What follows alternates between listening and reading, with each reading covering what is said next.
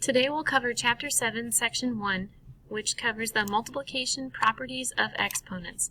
So let's go ahead and get started here. We'll take a look at our vocab. So in this section, first vocab we're going to talk about here is a monomial. So a monomial, mono means one. This is a number, a variable, or the product of a number and a variable with a positive integer exponent. So it has to have a positive integer exponent. The second topic here is a constant. So this word constant means a monomial that's a real number. So this says here, for example, in the monomial 3x, 3 is the constant, 3 is the real number. Okay, so the whole term is the monomial, 3 is the constant. Let's take a look at some examples here. So this says to determine whether each expression is a monomial and explain your reasoning. So for this first one, it says here that the answer is no, but let's think about that. 17 minus c. Well, 17 minus c, it makes sense that this is not a monomial. I'm seeing two separate pieces. We said a monomial could have multiplication in it, but there was nothing about subtraction. So therefore, it involves subtraction, more than one term. It is not a monomial. It would be a polynomial. Poly means more than one, but not a monomial. Look at this one. So this has multiplication going on. It also has an exponent, but the exponent is a positive power. So that counts. This is, yes, it is a monomial. This one, 3/4, that'd be the same as saying 0.75. So this is a monomial. 5 divided by t. Well, another way to write that would be 5 times t to the negative first. So we can't do that. That would be division by a variable or multiplication with a negative exponent. So this does not work. If the t is on the bottom, that does not work. It is not a monomial. So there's a few homework questions that ask about identifying which one's a monomial. Use those rules to help you. So how about this one? Pause right here, see what you can do. Hit play to see what my answers were for these. I'm going to go ahead and move on. So mine, which expression is a monomial? The C and D both divide by a variable. You can't do that. This one involves subtraction, so that's a no. So the only one that is a monomial is A.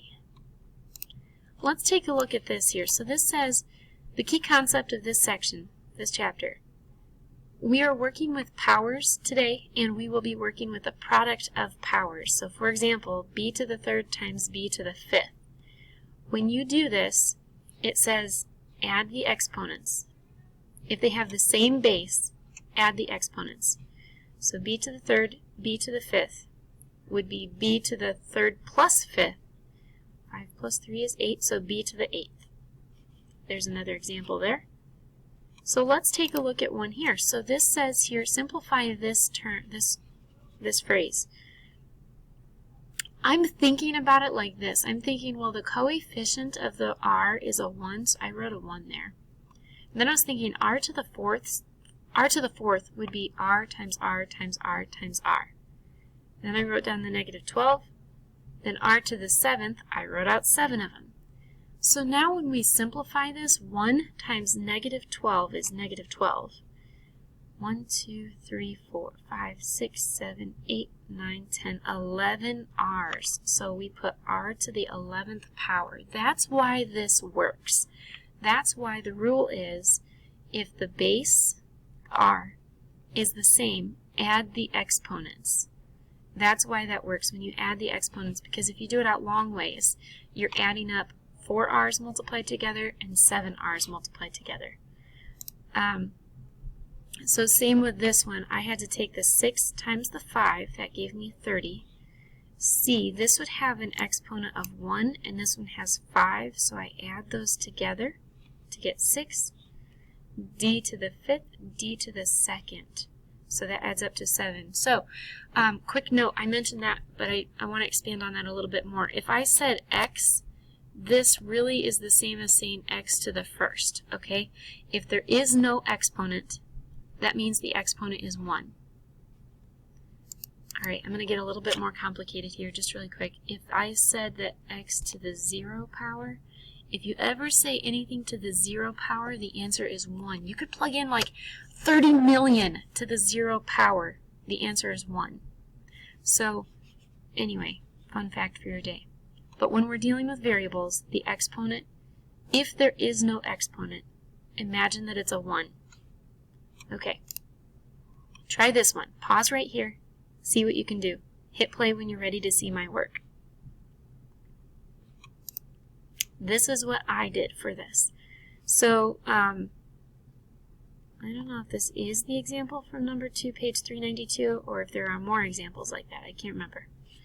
Anyway, what I did is I took 5 times 4, and I got 20, and then x squared, x to the third. So when I wrote that out, x squared would be 2 of them. X to the third is obviously 3, so adding those together, that would be x to the 5th. Or you can show work this way, x to the 2nd plus the 3rd. So it ends up being 20x to the 5th. How about this one? Let's say you didn't see the answer here. See what you can get. And then I have my work on the next page, so if you want to pause right here, see what you can do, and hit play when you're ready to see what I did. Alright, I'm going to show you here what I did. So when I did my work for this, I took 3 times negative 2, so I got negative 6, x to the first, x to the second, so that gave me x to the third, y to the second, y to the third. That gave me y to the 5th. So we've dealt with multiplying here. Let's see what we can do here. Let's add one extra step to this, one step trickier. So we already talked about this. If you have these x to the second, x to the third, you add the exponents. What if, though, you had them like this? So what if you had x to the second and that was in parentheses and you had a 3 outside of it? Now what would we do? So if we had, this would be saying x to the second cubed, right? So x to the second, x to the second, x to the second. So 2 of these, 2 of these, 2 of these, and we have 6 total. So wouldn't that be the same as saying 2 times 3? That's a shorthand way to do this. So this is telling you take your exponents and multiply them together if you have one on top of the other outside of parentheses. So 3 times 5 gives you 15. If you really want, you could write this all out. You could say B, B, B, so 3 of them, and then do that 5 times. So 1, 2, 3, 1, 2, 3, 1, 2, 3. 1, 2, 3, 1, 2, 3. Add all those up and it should say b to the 15th power. Okay, let's look at an example here. So this is, lots of parentheses going on. Brackets mean the same as parentheses. It's just another way to separate them without getting too crazy with all the parentheses. 2 to the third, to the third, to the second. So our rule is multiply the exponents, right? So what's 3 times 3? 3 times 3 gives 9. 9 times 2 is 18, so that's our answer. If you want to write it out, plug that into your calculator because I can't do that in my head. 2 to the 18th power gives 262,144. You try this one. See what you can do. Pause it if you want to, and when you are ready, hit play. Well, here's my work for this. So we multiply our exponents. I took 2 times 2. So 2 times 2 should give us 4. 4 times 3 should give us 12. I wrote this all out this way. I don't know. You can. This is another way to do that. 4 to the 2 times 2 times 3. So that works. Okay, so now it says to find the power of a product, find the power of each factor and multiply. I think this is just kind of putting it all together, right? Oh, let's see. So find the volume of a cube with a side length 5xyz. Well, volume, isn't volume length times width times height? And it's a cube, so they're all the same. So you would do length times this, because length, width, height are all the same. So 5xyz squared. So 5xyz, sorry, not squared, cubed. Because it's a cube. Okay. Cubed because we're looking for length, width, and height. So all dimensions of the cube. Okay, so we have to distribute this 3, so I'm going to see if I can draw that in. Distribute to each of the letters. So if you distribute that 3, so that becomes, sorry, and the 5. Don't forget the 5. So 5 to the third, and then x to the third, y to the third, z to the third. You can simplify this chunk. You can plug that into your calculator or do it in your head. 5 to the third gives us 125. You cannot really simplify this part at all. You cannot combine the x, y, and the z because they're already different variables. So you can't make them all in one. Okay, try this one. Pause right here, see what you can do. We see that the side lengths are 2pq. Pause right here and then hit play when you're ready to see my answer. When I worked through this one, I did this. So I said, okay, surface area, isn't surface area area of this side, and then this side, this side, this side, back side, bottom side, right? So I said, okay, well, it would be 2pq times 2pq. So I said 2pq squared, but then I needed 6 sides. So I took this whole thing times 6. That's what I did. So length times width would be 2pq squared, but we have 6 sides. So we have to first distribute the exponent. Remember your order of operations. Please excuse my dear Aunt Sally. So when you've got your order of operations, exponents comes first. I mean parentheses, but there's not a whole lot to do inside the parentheses right now. But exponents comes first, and then you do your multiplying. So then you would take that 6 into account. So first thing, multiply the 2. I got 2 squared, p squared, q squared. Then multiply the 6 times each part. So the 6 times 4 gives us 24, and then we have that out in front still. So the p squared, q squared is as simplified as it can get. I think that's the last example. Let's see here. To simplify a monomial, write an equivalent expression in which each variable base appears exactly once. There are no powers of powers, and all fractions are in simplest form. Okay, so when it's saying simplify,